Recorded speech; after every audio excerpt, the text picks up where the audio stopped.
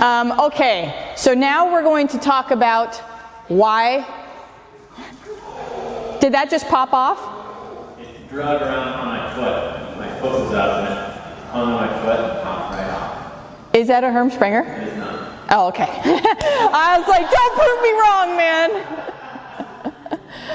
Okay, I don't know what it is, and I think it's because the prongs on the Herm Sprenger, they flail out a little bit, so they come down and they flail like that underneath, which is why they're harder to take apart. The cheap ones, it's kind of just like a straight, you can even see it, they're just straight and they go through it, and it never works out. Okay, so let's talk about why our dogs become reactive, because there's a lot of different reasons and everybody's dealing with something different in here, but let's talk about each one so that you can understand where they're coming from, because they all have a reason for doing this and every reason is very valid, and when we understand the validity of those reasons, we can coach them better in the long run because we'll understand what the world looks like through their eyes. Okay, so there's a few different reasons. We're going to start with fear, which I feel is one of the more prominent reasons for reactivity. So fear can be fear of the environment. Fear can be fear of other dogs. It can be fear of people. It can be fear of cars. It can be fear of motorcycles, loud noises. It can be fear of anything, and your dog can become reactive towards that. Now, the reason your fearful dog becomes reactive is because they're forced to become reactive. And so a fearful dog's typical choice is flight. They would rather back up and take off than take on that stressor, especially if they're fearful. We're very similar. If we're really scared of something, we're not usually diving in there to go, wrestle it or whatever. We're usually backing off and trying to avoid it, okay? When your dog is on leash, they are trapped. And flight is no longer an option. So rather than going into flight, and your dogs probably were going into flight at one point, rather than going into flight, they're not able to anymore. And the body is eventually going to switch gears and go into fight. And they're going to say, I'm going to make myself look so big that you can't come get me, right? That you're scared of me. And most of the time, people do. They walk away and they're like, get your dog under control. Yikes, right? And so the dog goes, thank God it's working. Okay? So fear is a big issue. Another really big issue is anxiety. So we've got one in here. We might have bits of anxiety in the rest of the dogs, but this one is a true anxiety case. I can tell just by looking at her. Anxiety, dogs that are filled with anxiety reach a breaking point. So I want you to think of the body as a vessel that contains stress. Every single time an anxious dog feels stress, which is usually very often during the day, every time they feel stress, they pump that into the vessel of the body. If nobody is actively showing them how to work through stress, the stress just keeps filling in the body. So let's say that she has a horrible walk experience in the morning. Dog rushed her, she was super stressed out or something like that. She comes home and she crashes and she sleeps for 6 hours. We sit there and we say, all right, she's settled down, she's nice and relaxed now, but she's not. Stress carries over in the body. So when the evening comes and your guests come over and she's like, okay, she's totally over it. Your guests come over and then she bites somebody and you're like, holy cow, that's totally uncharacteristic of her. What's happening? The stress from this morning is still there. And the stress from the night before when she got her foot caught in the door is still there. And the stress from the walk the morning before that is still there. And the trip to the vet the day before that is still there. And eventually the nervous system can't take it anymore. It breaks down and the dog starts reacting to everything. So imagine us. Imagine that you had just the world's best day, right? All your kids are doing great. Your marriage is perfect. You just got a promotion. You got out of work early. There's no traffic on the freeway. You come home, the lawn is mowed and everything is spotless. The garage is clean. You pull your car in, you get out and you close the door and it's a wonderful day. Your husband comes out or wife comes out and says, hey, did you pay the water bill? And you're like, nope, totally forgot to do that. Let me go take care of that. Okay? Pretty easy day. But if you just lost your job both of your kids are in detention, you found out you have cancer, you're stuck in traffic the whole way home, you pull in, the grass is 6 feet high, and then your husband or wife comes out and says, hey, did you pay the water bill? What are you going to do? You're going to tear their head off, right? Same question, different day, okay? So anxious dogs live a highly stressed life. And if there's not someone actively coaching them how to work through this stress and to self-regulate stress, they can destroy themselves. And an anxious dog will typically start out with a lot of pacing, a lot of whining. They just can't settle. Then they start becoming reactive to things on the walk. They start becoming reactive to things outside the windows. They start becoming reactive in the car. Then they're going to take it to the next level where they're actively acting on that reactivity. They're going to harm someone or another dog because they're getting to that breaking point where they just can't handle it. So your dog who used to play well with other dogs is now just lashing out at every single one of them, even causing big fights. Your dog who was really good with guests coming over, you're noticing that they're starting to nip and be more reactive. They're growling at children now. It's because they have nowhere else to go. Okay, that's the typical progression. So we see dogs who have lots of anxiety start with the whole reactivity stages, and as they get a little older, they're reaching 4, 5, 6 years old, we start seeing the aggression come out because the dog just cannot handle it anymore. So it's great that you're getting help right now. So that's another reason for reactivity. The third reason is frustration. So we're dealing with a couple of these dogs here. We're dealing with dogs who just don't know how to control their impulses. They just don't know how to say no to themselves because they're not used to that. They want to go see the people, they want to go see the dogs, and when somebody holds them back, they're like, I just want to be over there. And sometimes they look really nasty doing it, right? They can look as aggressive as the dog who's fearful or anything like that because they're so frustrated that they can't have exactly what they want when they want it. Like a kid throwing a temper tantrum, okay? So, we have a few different reasons. Now, there's one other reason. I would not say it's as common as people think it is. There is a fourth reason, and that is you're genuinely territorial dominant dog. Again, those aren't as common as you think they are. I would say the majority of your dogs are not that, right? The dog trembling in the corner, in my opinion, is not a confident territorial dominant dog, right? So if I see a dog going, dear God, I can't believe I'm here, I'm not getting that vibe from you. But there are dogs like that, okay? I'm not going to focus a lot on that because you don't see them that often. They're typically livestock guardian breeds or stuff like that. They're very intense dogs that were designed for territorialness. Your dogs are likely not doing that, okay? All right, the last thing that I want to talk about why dogs develop reactivity is partly because of what we do, all right? So we're going to start with the fear dogs. These dogs will develop reactivity on their own, for their own reasons, but they'll also develop reactivity because they genuinely don't trust us, okay? The dog who does not trust the handler is 10 times more reactive than the dog who does trust the handler. And let's talk about some things that we do as human beings to break that trust. So, have you ever walked down the road and you're walking in the middle of the street, there's literally nothing to smell, and your dog all of a sudden starts dropping their face to the ground over and over and over again? They're dropping their face to the ground. You're like, what are you smelling? Why do you keep doing that? Has it ever happened? Do you ever notice something like that? And you're like, there's nothing there. What are you smelling? Usually, that bizarre smelling behavior that just kind of comes out of nowhere is something called a displacement cue. This displacement cue is usually the first sign of avoidance and a first sign of stress. So let's say your dog's walking fine, they're really tired, they're panting or whatever, they haven't sniffed or looked at anything in a mile. They're walking and they see a dog way over there, nose drops. We're like, come on, stop that, and nose drops. They see the dog over there, nose drops. See the dog again, nose drops. And you're like, what the heck are you smelling? And then you see the dog and you're like, oh, we have to go all the way over here now, right? The dog was telling you long before that, hey, I'm really uncomfortable, can we do something about this?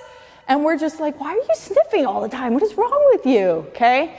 That's the first sign of avoidance. It's the first sign where your dog's saying, okay, I'm not a fan of this. Can we do something else? Like, you know, when you see someone in Walmart or something like that, that you're just like, oh yeah, I know that person. Right? Where's my phone? Right? Pick up your phone. We do the same thing, except we just handle it on our own. Our dogs, unfortunately, are attached to us with the leash. So if they're not being heard, they're going to start taking things into their own hands. So if we're missing these small little things and we're not paying close enough attention, our dogs get worse. So rather than giving little displacement cues, next time your dog sees another dog, it might try to pull away, and you're like, why are you doing that? Hi. Oh, he loves dogs. Don't worry about it, right? And you just keep walking. The dog's like, hell no, I don't love dogs. I've never loved dogs. You're like, okay, and you keep moving. Well, that's another sign that you missed, right? Your dog was talking to you and you weren't listening. So then the next time you walk past the dog and you're walking and the dog goes, and the people over there are like, oh, hey. And you're like, he's never done that before. He loves dogs. Don't be like that. Sorry. And you keep going. And the dog goes, oh, when I do that, you give me space. Gotcha. Now I know if I bark, you'll give me space. Okay. So the next time you go down the street, the dog's not even close to you. And your dog's like, bah, bah, bah, bah, bah, bah, bah. And you're like, oh my gosh, what is going on? And you're like, let's just keep going. And the dog's like, no, I gave you the warning. I talked to you. We're not still going, right? Come on, let's go. You love dogs. Let's just go say hi to this dog. And the dog's like, what? I'm trying to tell you this whole time that I don't want to be near this guy. So you bring it over and it's like, hey, can he meet your dog? He just needs to get used to this dog. Can you do that for me, please? Maybe we'll just let him say hi a little bit. And your dog's like, listen, you don't get it. I gotta bite this dog now, right? And they lunge at that other dog. And you go, we have a problem, okay? I don't know what's going on. The dog's like, you're dang right we have a problem. Stop bringing me over here, okay? We pull our dog away and we create space for the dog. And the dog goes, that's it. I gotta act like Cujo, and it's the only way I get space. And so then we turn into the owner that's got the triple grip around the leash. We're holding our dogs like this in the middle of the night trying to walk them. And if we see a dog within 50 miles, we're like, I'm going back home. Okay? And that's the typical recipe for reactivity with dog owners.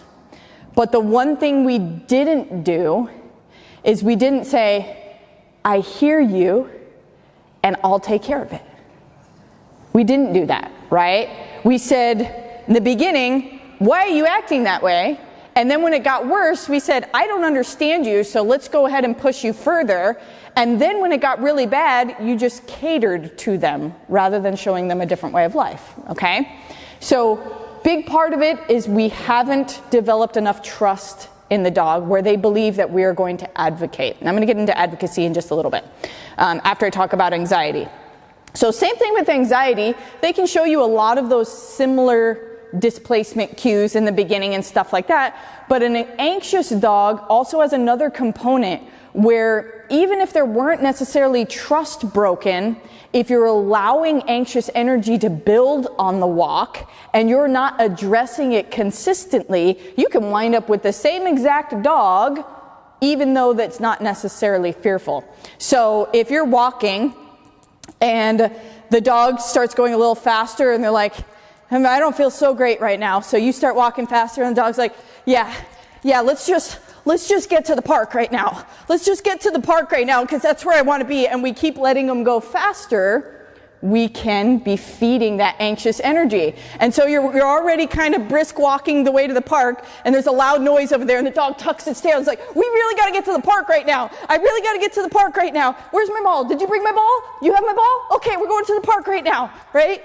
And you let your dog go through the entire walk like that. Then when somebody comes in like, hey, do you know what time it is? And he says, shut up! We're trying to get to the park right now. Right? And the dog keeps running. It's like, leave them alone. We got to go. Okay? That's kind of what your anxious dog goes through on the walk.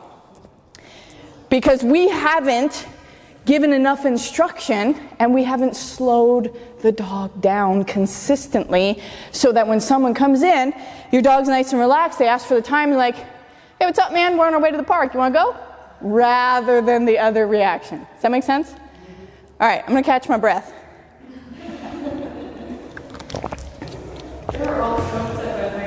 barking. They got so upset that you were barking. Story of my life. I make a really good dog. Okay, so the last one we've got is frustration. Frustration is a dog who doesn't know how to control themselves.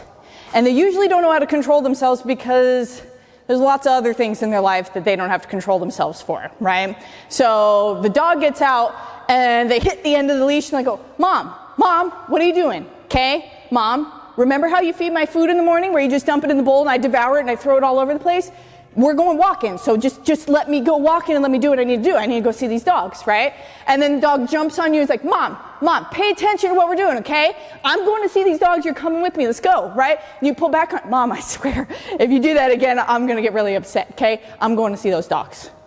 Well, that's the kind of relationship you start developing with the dog, where the dog is not respectful of your leadership. Okay, we got a dog that's really pushy, that's not used to taking direction from you, and they're not used to taking direction from you in most aspects of their life, right? So this can go for dogs with high prey drive, and they're like, there's a deer over there. And you cease to exist. Mom, just be quiet, okay? I'm taking care of this deer, okay? Those are the responses we start to get where what you have to say doesn't matter, especially in certain contexts, because you haven't created enough value with your dog. You haven't shown them, hey, you need to earn your food. You need to earn your affection. You need to earn your playtime. You need to earn your access to the outside world by going through me. Right? I am the gateway for all of these things. And when I say what you can do and what you can't do, then you get access to all of those things. I'm a fair, benevolent leader, but you got to go through me, right? That's what we want on the walk, where the dog's like, can I go chase the deer? And you say, no, not today. And he's like, okay, I'll get you later, right? We want that response from our dogs, okay? So we've got a lot of different stuff going on here. Let's talk a little bit about how we can start combating these. We're going to come down here and we're going to start talking about advocacy, okay? But one thing that I want to do is I want to restructure how you live your lives at home. Okay, so real quick, we're going to go on this, and then I'm going to let you give your dogs a break and take them out to go potty and stuff. But I need to restructure home life a little bit to make your walk better. So I want you to think of leash reactivity as a symptom of something much deeper. Okay, there's something much deeper going on, and it's the deeper that makes the difference. Okay, so if you say, Doc, I've got this brown spot on my skin and it's cancer, we're not just focusing on the brown spot on the skin. It's like, can you just put a little makeup on that or something and it'll be totally fine. We're focusing on the cancer, right? That's the important thing, not the brown spot on your skin, okay? So one thing that I need you to do, I need you to leave your dogs on leashes whenever you're home. So you can leave them on the prong too, as long as you're home to supervise, and leave them on leash. I want you to slow down every decision they make. Okay? Everything needs to be slower. And this goes for all three dogs. I need you to slow them down. Okay? So when she wants to pace, grab that leash, pull on a little bit. Hey. Why don't you just sit instead? Stillness creates calmness and impulse control. Letting them stay in motion feeds these three. Okay? So leaving the leash on in the house, slowing your dogs down. They want to go bark at the windows, grab that leash. Nope. Come on over here. You're going to sit with me by the couch and we're going to settle together. You're going to lay on your bed and we're going to settle together, right? If guests come over and they want to go bonkers, nope, grab that leash. Nope. You're sitting here till you are totally relaxed. And it doesn't mean, okay, 1, 2, 3, and then you release your dog. It means your dog's sitting there and they don't even remember that there's people in the house. That's relaxed, okay? All of this plays into your walk. Same thing when you're going in and out the front door. It can't be, the door's open! Okay? It can't be that 100 times a day. It has to be, Mom's got the doors open, she's bringing in groceries, whatever, okay? Those are the responses that we want. Leash in the house, slow your dogs down for everything, especially her.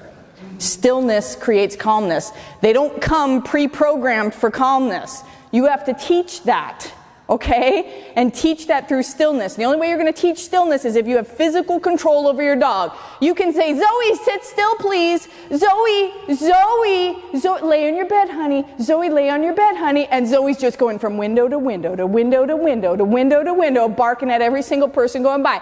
Zozo, come on your bed, please settle down. Please settle down, thank you. Can't do that, okay? Physical control, grab your leash, move your dog over there and say, now settle. Does that make sense? Okay, any questions about that? So just wait until they're calm and then it's time to release them. If you feel that they're going to be comfortable enough to go be released, if you know that he's going to get up and just turn into the same nervous Nelly, leave him there the whole time people are over, right? Leave him there for 2 or 3 hours, and after that, if they're still over, put him in his crate or something like that where he can't jump back into that anxious energy till he's made a new habit of calm energy while people are in the house. Does that make sense? Any other questions about that part before I let you take the dog's potty and stuff?